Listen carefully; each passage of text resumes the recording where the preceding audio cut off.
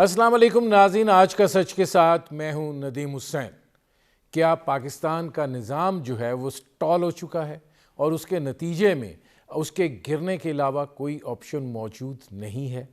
کیا یہ کہ اس سے مایوسی جو ہے وہ اس حد تک بڑھ چکی ہے کہ اب جو صورتحال ہے اس کے اندر سے صدارتی نظام کی باز گشت دوبارہ سنائی دینے لگی ہے؟ اپوزیشن جو ہے اس پہ اپنے دعووں کا بوجھ بہت زیادہ ہو چکا ہے۔ اسی طریقے سے حکومت جو ہے وہ اپنی نااہلی کا بوجھ جو ہے وہ اٹھائے ہوئے چل رہی ہے، اور ظاہر ہے کہ حکومت جو ہے اس کو اگر سپورٹ حاصل ہے تو وہ اس چھتری کی حاصل ہے جو بنیادی طور پر اگر میسر ہو تو سایہ جو ہے اور اس کی چھاؤں جو ہے وہ ٹھنڈی بھی ہوتی ہے اور اس کے نیچے بیٹھنے کا مزہ بھی آتا ہے، اور موجودہ حکومت گزشتہ 3.5 برسوں سے یہ مزہ لے بھی رہی ہے۔ لیکن دکھائی یہ دیتا ہے کہ کارکردگی جو ہے وہ سوالیہ نشان بنتی چلی جا رہی ہے، اور اس کے نتیجے میں سایہ بھی جو ہے وہ اب پیچھے ہٹتا ہوا دکھائی دے رہا ہے۔ حالات اور واقعات جو ہیں وہ ایک نیا رخ تو اختیار کر رہے ہیں، لیکن دیکھنا یہ ہے کہ اپوزیشن جو ہے اس نے اگر اب وہ پہلے اس پہ وہ راضی نہیں تھے، لانگ مارچ کے حوالے سے بھی اس طریقے سے، اسی طریقے سے مختلف طرز کی چیزیں جو ہیں اور آپشنز آتے رہے، وہ بھی جو ہے مٹیریلائز کرنے کے حوالے سے کوئی پیش رفت نہیں ہو پائی۔ اب 3.5 برس کا عرصہ جو ہے وہ گزر چکا ہے، اور جو تاریخیں دی جا رہی ہیں ظاہر ہے وہ بھی آگے کی ہیں، اور جب تک یہ مٹیریلائزیشن کی پوزیشن میں آئیں گے تو الیکشن کا سال شروع ہو چکا ہوگا۔ اس وقت دکھائی ایسے دے رہا ہے کہ ایک بحرانی کیفیت ہے جس کے اندر حکومت اب گئی کہ تب گئی، اور اپوزیشن جو ہے کہ اب ہم کامیاب ہوئے کہ تب کامیاب ہوئے والی صورتحال ہے۔ کیا یہ دونوں طرف جو ہے یہ ایک پریشر ٹیکٹکس جو ہیں یہ ہیں اور اس کے علاوہ کچھ نہیں ہے؟ اور دکھائی یہ دے رہا ہے کہ شاید کچھ اپنے آپ پر یقین کی کمی ہے، اور کچھ یہ کہ معاملات جو ہیں وہ بدل رہے ہیں، حالات جو ہیں وہ کچھ اور رخ اختیار کر رہے ہیں، اس کا یقین بھی نہیں ہے۔ یہ منظرنامہ جو ہے اس کے نتیجے میں سیاسی بیان بازی جو ہے وہ کافی اس میں شدت آ چکی ہے، لیکن عملی طور کے اوپر معاملات جو ہیں وہ اسی ڈگر پر ہیں، اسی نہج پر ہیں جو گزشتہ 3.5 برسوں کے دوران دکھائی دیے، کبھی اوپر کبھی نیچے، کبھی ہموار کبھی ناہموار، کبھی جو ہے ایسے لگا کہ بہت زیادہ خرابی پیدا ہو گئی ہے، اور کبھی لگا کہ نہیں یہ صورتحال چلتی رہے گی، اور ویسے چلتی ہی رہی ہے۔ یہ وہ منظرنامہ ہے جس پر کریں گے بات۔ آپ کا اپنے مہمانوں سے تعارف کرواتے ہیں۔ ہمارے ساتھ موجود ہیں سیزنڈ پولیٹیشین، پولیٹیکل ورکر ہیں چودھری منظور، پاکستان پیپلز پارٹی کے رہنما ہیں۔ ہمارے ساتھ موجود ہیں سلمان اکرم راجہ صاحب، ماہر قانون ہیں۔ چودھری صاحب، میں آپ سے پوچھنا چاہ رہا ہوں کہ آپ کو کیا لگتا ہے کہ یہ دکھائی دینے لگا ہے کہ سسٹم سٹال ہو گیا ہے؟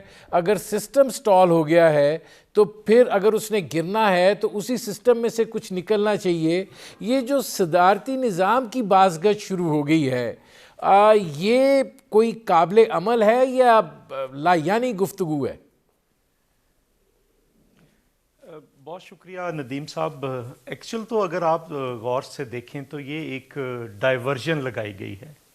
بحث کس چیز پہ ہونی چاہیے تھی آج کل؟ مہنگائی پہ، بے روزگاری پہ، غربت پہ، بھوک پہ، یہ جو فائنینشیل اٹانومی کمپرومائز کی گئی ہے اسٹیٹ بینک کی، اس پہ جو ہم نے خارجہ پالیسی میں غلطیاں کی، کشمیر پہ، یہ چیزیں تھیں جو بحث ہونی چاہیے تھی۔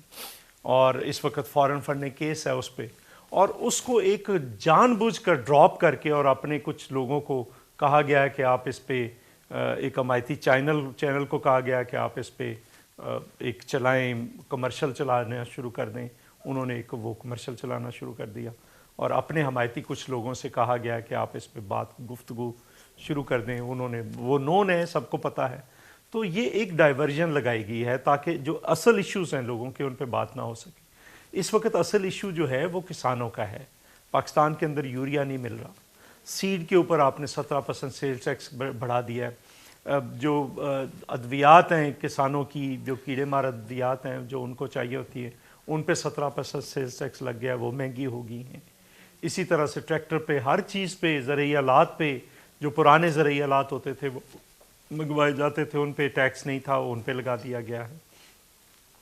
اگر پیسٹی سائڈس سمیت بجلی کا بل دیکھ لیں، ڈیزل دیکھ لیں، چلو 1700 روپے قیمت ہے، 2700 میں بھی مل نہیں رہی، یوریا نہیں مل رہی، جس کا نقصان کیا ہوگا، فصلوں کو نقصان ہوگا۔ ڈی اے پی کے ٹائم تھا، ڈی اے پی نہیں ملی، کوئی چیز اپنی جگہ پہ ٹھیک نہیں ہے۔ میں اس کو چودھری صاحب ذرا اوپن کر لوں، کپتان ٹھیک ہو، جی میں اس کو اوپن کر لوں ذرا، میں آتا ہوں۔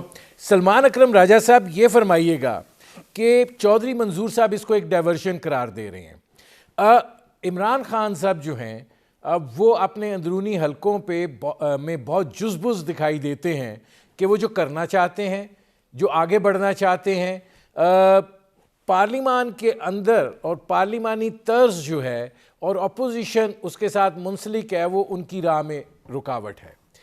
آپ کیا لگتا ہے کہ کوئی صورتحال ایسی پیدا، مطلب بات ہو رہی ہے کہ جی ایمرجنسی لگا دو، اس کے اندر کوئی ریفرینڈم کروا لو، پھر اس کے نتیجے میں یہ سارا کچھ ہے تو ایک عجیب سی گفتگو، لیکن چونکہ آپ قانون دان ہیں، میں آپ سے یہ جاننا چاہ رہا ہوں کہ کیا اس کے اندر قابل عمل صورتحال ہو سکتی ہے؟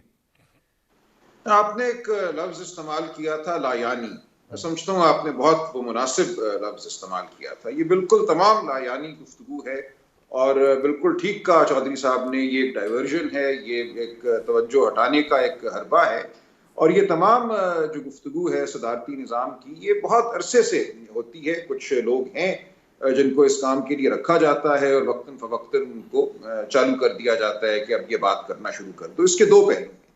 ایک پہلو یہ ہے کہ جو پورا ہی ہمارا آئینی نظام ہے، اس کے حوالے سے ہر وقت ملک میں ایک طرح کی ناچاکی جو ہے اس کا سما رہے، لوگ یہ سمجھتے رہیں کہ ہمارا نظام بڑا خراب ہے، خواہ وہ عدالتی نظام ہو، خواہ وہ جمہوری نظام ہو، خواہ وہ ہمارا معاشی نظام ہو، ہر نظام کے حوالے سے لوگوں کے دلوں میں ایک خلفشار جو ہے اور ایک جو بے یقینی کی کیفیت ہے وہ قائم رہے، تاکہ ہمارا جو آئینی ڈھانچہ ہے وہ جڑے نہ پکڑ سکے۔ یہ ایک بڑی سوچی سمجھی ایک روش ہے جو اس ملک میں بہت عرصے سے، بہت دہائیوں سے جاری و ساری ہے۔ ایک تو یہ پہلو ہے اس کا۔ دوسرا پہلو یہ ہے کہ کچھ لوگ یہ سمجھتے ہیں کہ جمہوریت جو ہے یہ بذات خود ایک غیر ضروری عمل ہے، ایک دقت ہے، ایک رکاوٹ ہے، اس کو کسی طرح ہٹا دیا جائے، اور کسی طرح سے ایک بڑا طاقتور ایک شخص جس کو ہر مقتدر حلقے کی حمایت حاصل ہو، اس کو لا کے بٹھا دیں۔ یہ جمہوریت وغیرہ کیا کرنا، یہ پارلیمنٹ میں لوگ بات کرتی ہیں، یہ اپوزیشن کو ساتھ لے کے چلنا پڑتا ہے، مفاہمت کرنی پڑتی ہے، یہ تمام چیزیں جو ہیں یہ ایک طرح کی رکاوٹ ہے۔ تو ان سب کو ختم کرو، ایک بندے کو بٹھاؤ، کسی طرح سے اس کو صدر منتخب کرا لو۔ آپ نے دیکھا منتخب کرانا تو ہمارے ملک میں کوئی مشکل بات نہیں رہی، مشرف صاحب نے بھی ریفرینڈم کرایا، ضیاء الحق صاحب نے بھی ریفرینڈم کرایا، تو اس قسم کا کوئی ریفرینڈم کرا کے ایک شخص کو مسلط کر دو اور اس کو پھر کہو کہ یہ اب اس ملک کا خلیفہ نما ہے اور یہ حکومت کرے گا اور یہ ہر چیز پہ قادر ہوگا۔ اس کے پیچھے طاقت کیا ہے وہ ہم سمجھ سکتے ہیں۔ تو یہ تمام گفتگو میں سمجھتا ہوں ہمارے آئینی نظام کے خلاف ایک سازش ہے، اور اس کو ہمیں بالکل ایک لایانی گفتگو تو کہنا ہی چاہیے، لیکن اس کو توجہ سے اس کا ہمیں جواب بھی دینا چاہیے۔ راج صاحب مجھے ایک بریک لینا پڑ رہا ہے۔ ناظرین ہماری گفتگو جاری ہے، ایک مختصر سے کمرشل بریک کا وقت ہوا ہے، ملتے ہیں اس وقفے کے بعد۔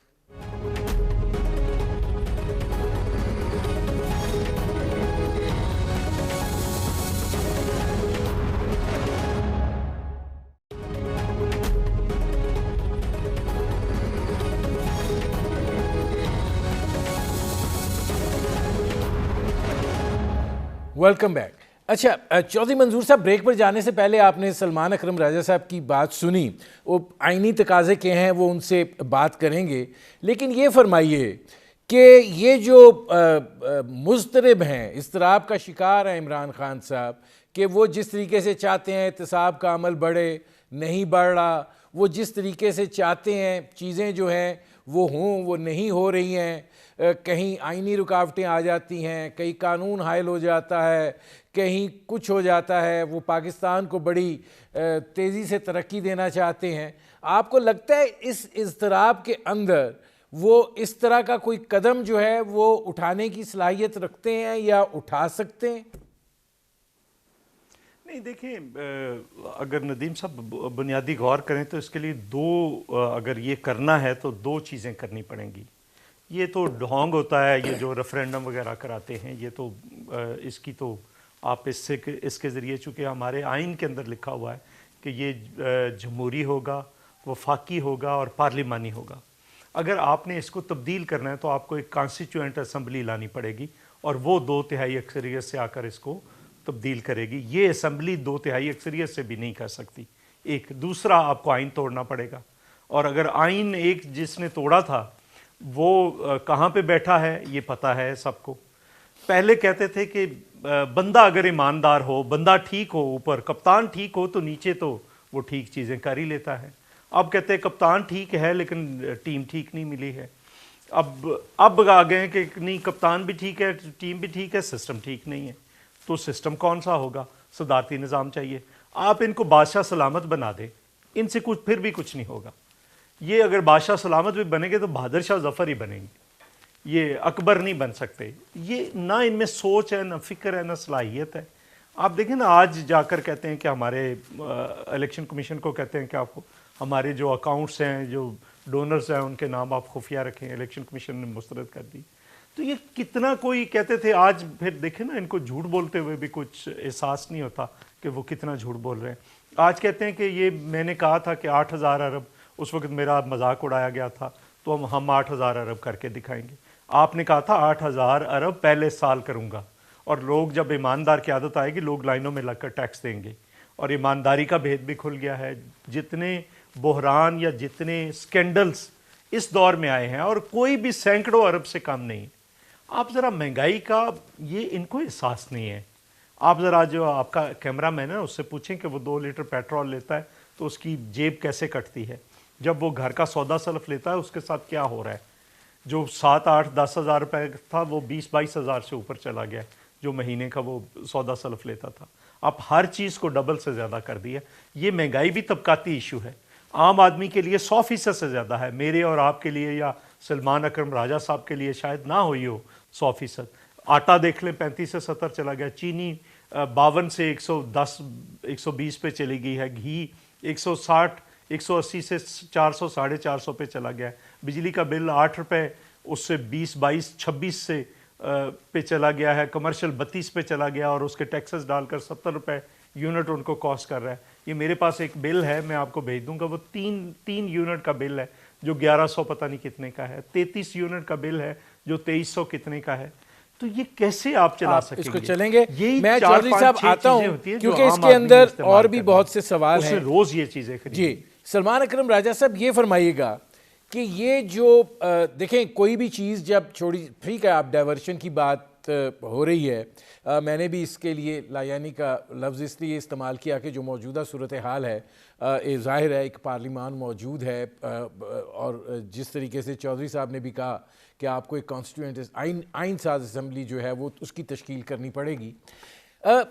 لیکن جب یہ اس طرح کی گفتگو شروع ہوتی ہے اور ہمارے ملک کے اندر جو حالات اور واقعات کے نتیجے میں جو کچھ نکلتا ہے وہ کچھ بھی نکل سکتا ہے, تو آپ کیا سمجھتے ہیں کہ اس وقت جو صورتحال ہے اس میں اگر یہ اس طرز کی گفتگو یا یہ باز گشت سنائی دے رہی ہے تو پھر آئینی اور قانونی تقاضے جو ہیں وہ کیا ہوں گے, اور کیا کوئی شخص جو ہے وہ صرف اس لیے مضطرب ہو کہ جی وہ جس طرح چاہتا ہے اس طریقے سے نہیں ہو پا رہا تو سسٹم تبدیل ہو جائے؟ ظاہر ہے کسی شخص واحد کی خواہش کی وجہ سے تو سسٹم تبدیل نہیں ہوگا. اور دیکھیے سسٹم تبدیل کرنا جو ہے آئینی طور پہ وہ تقریباً ناممکن ہے. تھوڑی سی میں وضاحت کروں, چودھری صاحب نے ٹھیک یہ کہا کہ کانسٹیٹیوئنٹ اسمبلی کی ضرورت ہے نیا آئین بنانے کے لیے, لیکن کانسٹیٹیوئنٹ اسمبلی کہاں سے آئے گی؟ کانسٹیٹیوئنٹ اسمبلی کو اب تشکیل دینے کا کوئی طریقہ ہمارے آئین میں درج نہیں ہے. ہمارے آئین میں پہلے یہ تھا، ایک سپریم کورٹ کی ججمنٹ آنے سے پہلے یہ سمجھا جاتا تھا کہ کوئی بھی امینڈمنٹ جو ہے، کوئی بھی اس میں تبدیلی جو ہے 2/3 اکثریت کے ساتھ کی جا سکتی ہے، اور اس 2/3 اکثریت کے ساتھ آپ اگر اس کو صدارتی نظام میں تبدیل کرنا چاہتے ہیں اپنے آئین کو تو آپ کر سکتے ہیں. یہ ایک سوچ تھی.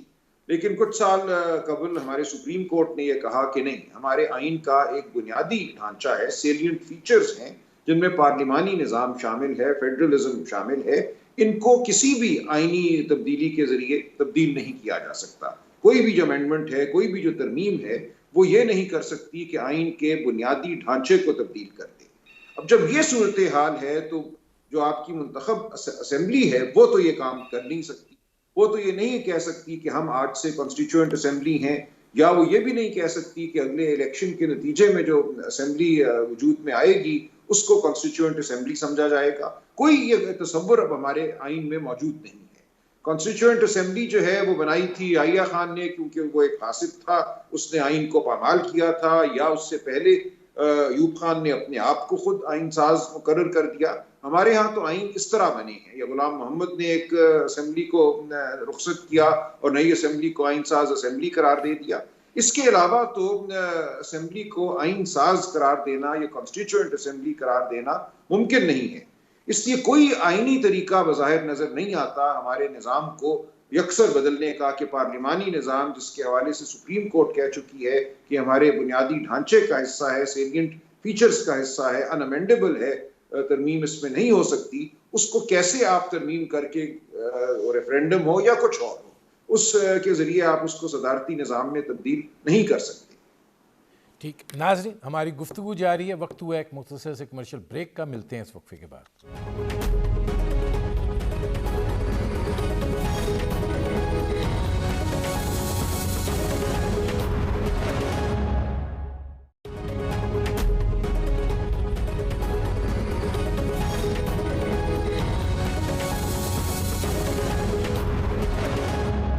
Welcome back. اب چودھری منظور صاحب یہ فرمائیے گا کہ ٹھیک ہے، یہ اپنی جگہ کے اوپر ایک صورتحال تو موجود ہے، لیکن اگر دیکھا جائے تو اس وقت جو ایک تیزی آئی ہے یہ صرف اس لیے آئی ہے اپوزیشن کے رویے میں کہ سامنے ان کو انتخابات جو ہے وہ دکھائی دے رہے ہیں، وقت جو ہے وہ اب ظاہر ہے محدود ہوتا چلا جا رہا ہے، کچھ بلدیاتی الیکشن جو ہیں وہ بھی بیچ میں آ رہے ہیں، لہٰذا رویہ جو ہے اس کے اندر اب شدت پسندی جو ہے وہ آ رہی ہے، کیونکہ ماضی میں ہم دعوے بھی دیکھتے رہے ہیں، تاریخیں بھی دیکھتے رہے ہیں. تو یہ جو سرگرمی ہے یہ بنیادی طور پر اس کی وجہ جو ڈاؤن دا روڈ آپ کو بلدیاتی اور پھر قومی الیکشن دکھائی دے رہے ہیں وہ وجہ ہے، یہ آپ سنجیدگی کے ساتھ سمجھتے ہیں کہ کوئی ایسے عوامل پیدا ہوئے ہیں کہ جو ٹھنڈی چھاؤں ہے وہ سر کی ہے اور راستہ نکلا ہے کہ یہ حکومت جو ہے یہ جا سکے؟ دیکھیں، ہمارا تو بڑا سمپل ہے. ہم نے پہلے آپ کو یاد ہوگا مولانا فضل الرحمان صاحب نے کہا تھا کہ اس اسمبلی کا اوتھ نہ لیا جائے، اور ہم نے کہا کہ نہیں، اس کو ٹائم دیں، ایکسپوز ہونے دیں. اگر وہ کچھ کرتا ہے تو ٹھیک ہے، وہ اچھی بات ہے، کرنا چاہیے اس کو، اور اگر نہیں کر سکا تو پھر وہ ایکسپوز ہو. ورنہ تو آج لوگ کہیں گے کہ یہ اپوزیشن ہی خراب ہے. عمران خان نے تو 46 روپے لیٹر پیٹرول کر دینا تھا، عمران خان نے تو یہاں پہ $200 ارب باہر سے لے آنا تھا، عمران خان نے تو یہاں پہ مہنگائی کا خاتمہ کر دینا تھا، بے روزگاری کا خاتمہ کر دینا تھا، 1 کروڑ نوکریاں دینی تھی، 50 لاکھ گھر دینے تھے، اور 90 دن کے اندر احتساب کرنا تھا. یہ اپوزیشن کرنے نہیں دینا چاہتی، پہلا تو ہم نے. لیکن 2 سال کے بعد ہم نے جب دیکھا کہ جو اس نے وعدے اور دعوے اور جھوٹے جو طفل تسلیاں تھی وہ بالکل اس کے الٹ کر رہا ہے، تو ہم نے کہا کہ لوگوں کو اس حکومت کے رحم و کرم پہ نہیں چھوڑا جا سکتا. تب ہم نے ڈول ڈالا اور پی ڈی ایم بنی. وہ پی ڈی ایم کی مومنٹم جب بنا تھوڑا سا تو پی ڈی ایم کو توڑ دیا گیا، اور پھر اس کے نتیجے میں پھر ان کو ریلیف ملا. لیکن اب ہم نے فیصلہ کر لیا ہے کہ اس حکومت کا مسلط رہنا کسی عذاب سے کم نہیں ہے، اور عذاب جتنی جلدی ٹل جائے اتنا ہی کم ہے. ایکسپوز ہو چکا ہے. خارجہ پالیسی کو دیکھیں، برباد ہو چکی ہے. داخلہ پالیسی کوئی نہیں ہے، کسی قسم کا کوئی معیشت جو ہے، میرے نزدیک تو معیشت سیاست جو ہوتی ہے وہ مجتمع شدہ معیشت کا نام ہے. نہیں چودھری صاحب، یہاں پہ میرا آپ سے ایک سوال ہے. سیاست کیسے ٹھیک ہو سکتی ہے؟ یہاں پہ میرا آپ سے ایک سوال ہے، شاید آپ بہتر انداز میں اس کو دیکھ سکیں. گزارش یہ ہے کہ جو یہ بڑی چیزیں ہیں وہ تو دکھائی دیتا ہے کہ عوام کا ان سے کوئی کنیکٹ نہیں ہے. عوام کا جس چیز سے کنیکٹ ہے اس کے اندر بھی آپ یہ نہیں سمجھتے کہ زمینی حقائق جو ہیں وہ اتنے مختلف ہیں، کیونکہ پاکستان کا کوئی 50 سے 55% ہاؤس ہولڈ میں ایک بندہ ملک سے باہر ہے، اور آپ یہ کوئی نہیں غور کر رہا کہ ہماری ترسیلات زر جو ہیں وہ 32 ارب ڈالر پہ کیوں پہنچ رہی ہیں. وہ اس لیے پہنچ رہی ہیں کہ یہاں پہ مہنگائی بڑھتی ہے، وہ ادھر فون کر دیتے ہیں، وہاں سے جو $100 بھیج رہا تھا وہ $175 بھیج رہا ہے، جو 175 بھیج رہا تھا وہ 250 بھیج رہا ہے. اور یہ فلسفی جو ہے یہ اس حکومت کو سمجھ آ گئی ہے. پریشان جو ہے وہ یہاں پہ نوکری پیشہ اور تنخواہ دار طبقہ ہے، اور یہی وجہ ہے کہ وہ مومنٹم جو اپوزیشن بلڈ کرنا چاہ رہی ہے وہ نہیں ہو پا رہا. آپ سمجھتے ہیں یہ ہے ایسے؟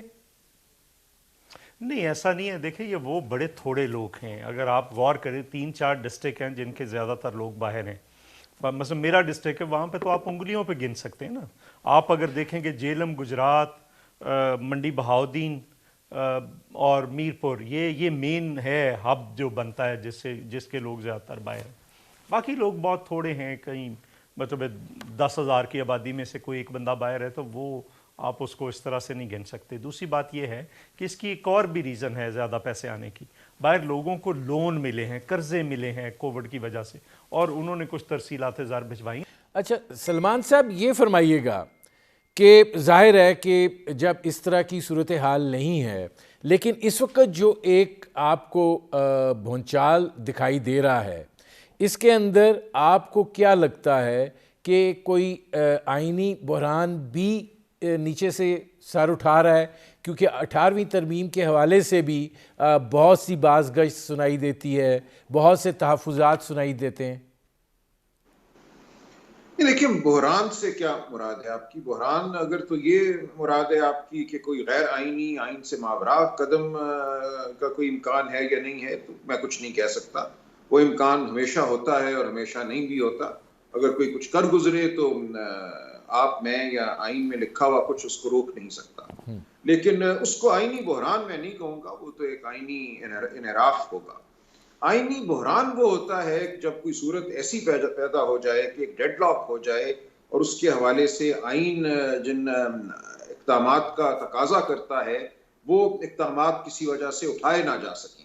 ایسی کوئی صورت مجھے اس وقت نظر نہیں آ رہی. اگر کوئی ریزولوشن آتی ہے کانفیڈنس کی، نو کانفیڈنس کی، تو یہ تو آئین کا ایک مروجہ طریقہ ہے، اس میں بحران کی کوئی بات نہیں.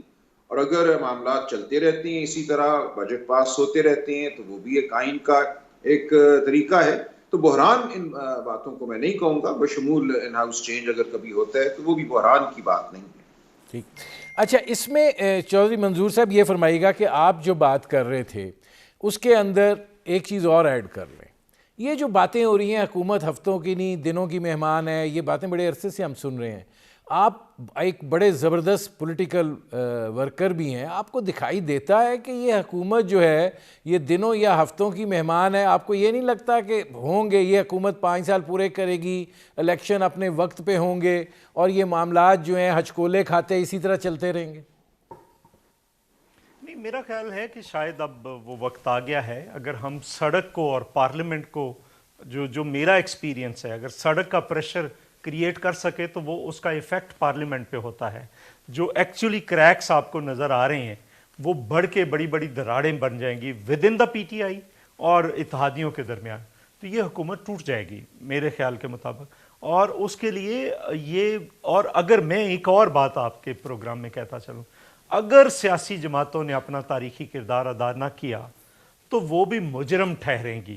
اور اگر تحریک آٹومیٹیکلی باہر آ گئی تو کسی انارکی کی طرف جائے گا یہ ملک، پھر کسی تبدیلی کی طرف یا کسی حکومتی تبدیلی پہ اکتفا نہیں کرے گا. میرے نزدیک جو بحران ہے وہ اب حکومت سے ریاست کی طرف بڑھ رہا ہے. تمام ریاستی ادارے جو ہیں وہ بحران کی زد میں آ چکے ہیں. اس لیے ضروری ہے کہ کوئی ایسی تحریک جو پولیٹیکل لیڈ موومنٹ ہو، جس کی قیادت کوئی سیاسی لوگ کریں اور اس کو موڑ کر کسی دھارے میں شامل کر دیں تاکہ اس حکومت کی تبدیلی سے اور نئی چیزیں کرنے سے مشکل ہوگا آنے والی حکومتوں کے لیے. بھی آسان نہیں ہے اس گرداب سے نکالنا.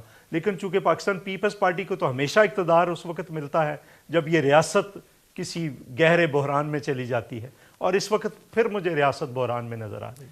نہیں، اس میں چودھری صاحب یہ فرمائیے گا کہ ٹھیک ہے بحران میں نظر آتی ہے، آپ کہہ رہے ہیں کہ سیاسی جماعتیں جو ہیں وہ اگر کردار ادا نہ کریں، آپ کو لگتا ہے کہ یہ جو شکوہ رہتا ہے اتحادی جماعتیں تو دیکھیں وہ تو جو آپ کے اب تک ووٹنگ کے مظاہرے ہوئے ہیں پارلیمنٹ میں، سینٹ میں بھی اور قومی اسمبلی کے اندر بھی، وہاں پہ شکوہ آپ کو ٹیلی فون کال کا ہی رہا ہے.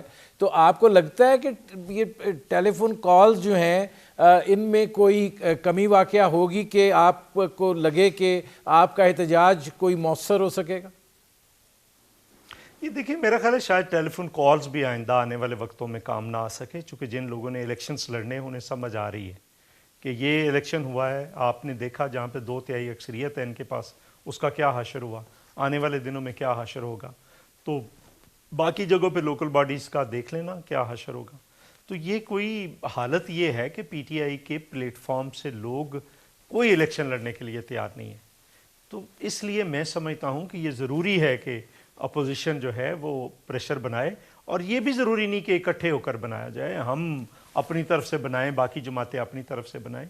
یہ تو نہیں ہو سکتا کہ ہم 23 مارچ تک انتظار کرتے رہیں مہنگائی آ جائے، بے روزگاری آ جائے، مسائل آ جائیں. تو ہم نے شروع کر دیا ہے، ہمارا پرسوں سے 21 مارچ سے کسانوں کا مارچ جو ہے وہ سٹارٹ ہوگا ڈویژنل ہیڈ کوارٹر پہ، پھر اس کو ضلعی ہیڈ کوارٹر پہ، پھر نوجوانوں کے اندر، پھر طلبہ کے اندر، پھر وکلاء کے اندر، پھر خواتین کے اندر، پھر مزدوروں کے اندر. یہ سارے شعبوں کے اندر پاکستان پیپلز پارٹی 27 فروری سے پہلے جا کر ان کو متحرک کرے گی، اور متحرک کر کے پھر آگے بڑھے گی. اچھا، اس میں سلمان اکرم راجہ صاحب یہ فرمائیے گا کہ اس ساری صورتحال کے اندر آپ کو کیا لگتا ہے کہ آئینی تقاضے پورے ہوں گے، اور اگر پارلیمنٹ اور سڑک کا اشتراک جس کی چودھری صاحب بات کر رہے ہیں اس کا پھر نتیجہ کیا نکلے گا؟ دیکھیں آئینی تقاضے تو ہونے چاہیے پورے، کیوں نہ ہو. اگر سڑک پہ اضطراب ہے، اس اضطراب کا نوٹس ظاہر ہے پارلیمان کے ممبران لیتے ہیں، اور ان کو صحیح فیصلہ کرنے میں مدد ملتی ہے سڑک کے حالات دیکھ کر. تو سڑک اور پارلیمان کا بہت قریبی تعلق ہے، ایک آئینی تعلق ہے. دیکھیں جو ہم کہتے ہیں فریڈم آف ایسوسیشن، کہ اکٹھے ہونے کا جو حق ہے ایک بنیادی حق ہے. فریڈم آف ایکسپریشن، آواز بلند کرنے کا، آواز اٹھانے کا حق ایک بنیادی حق ہے. یہ تمام حقوق جو ہیں ان کو سڑک پر استعمال کرنا ایک بنیادی حق ہے. ظاہر ہے قانون کے اندر رہتے ہوئے توڑ پھوڑ کرنے کا حق نہیں ہے کسی کو، لیکن اپنی آواز بلند کرنے کا اور ایک اجتماعی قوت کے طور پہ آگے بڑھنے کا حق ہر ایک کو ہے.